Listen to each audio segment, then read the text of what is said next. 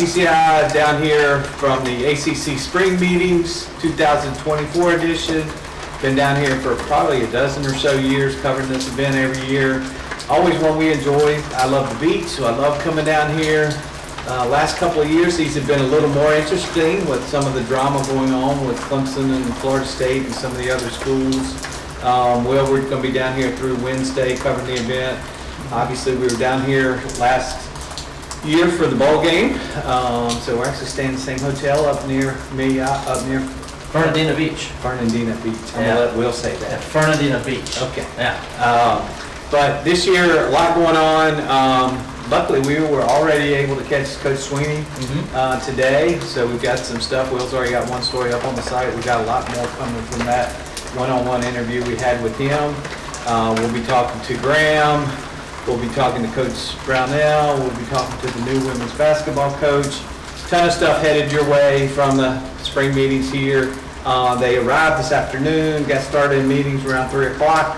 They're still going in meetings. They've actually got meetings later tonight as well.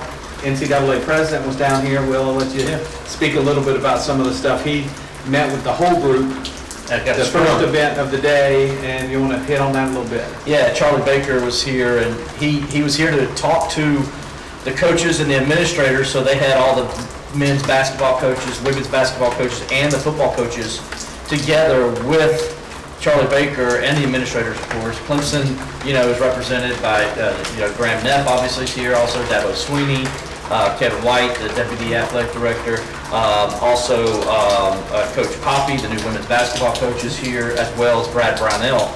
And so all of them are in there, and so he's giving this update. Dabo comes out, of course, and looks over at me and Robert, and he's like, "Oh, that was fun." So I don't know what went on in there, but Dabo seemed to think it was fun in a sarcastic way. So it's interesting. I would love to have been a fly on the wall to hear what he was talking about. But Baker did speak with the media for about 4 minutes or so after he came out, and he kind of gave an update, or was asked a lot about the pending lawsuit going on with the players and what could come out with that, former players, I should say. And he says that, they want to have it settled pretty soon. He did say, reports were coming out saying it was going to be settled soon. He said he wouldn't put a date on it, but it sounded like, when you listen to him, what he's saying, that, he wants to get this done. And so something's going to happen, just a matter of when. They definitely want to get this taken care of before January. That's when it goes to trial. NCAA does not want to see this go to trial. They want to get this settled right away. Of course, you're talking about $2.7 billion or somewhere in that range. That's the settlement number is out there. If they don't get the settlement done, it's $4 billion. Yes. So, yeah, and that's why he wants to get that down and get it settled around 2.7 and 2.9, depending on which reports you're seeing. So it's somewhere going to be in that range, probably, if they can get this settled. But it's a big deal, and we talked to Dabo Sweeney about that, because before the meeting, we talked to Dabo, got his thoughts on it, and it's a big deal when you consider what they're trying to do and what they're trying to accomplish with this, and how it could affect, especially college football.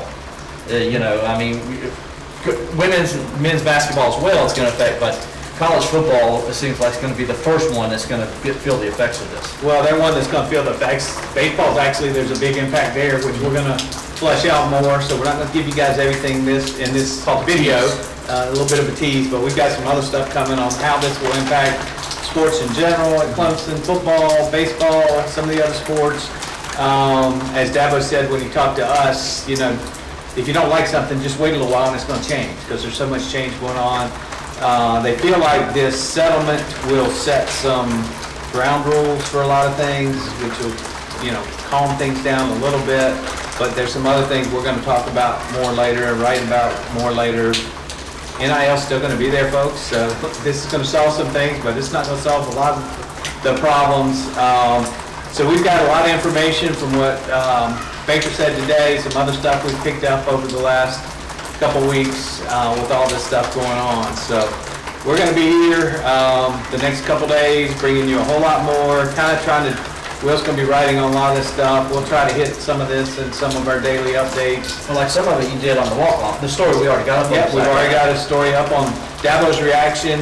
One of the things they're talking about in this settlement talks is possibly putting football at 85 scholarships. That's all you get. There's no more 120. There's no more walk-ons is the talk.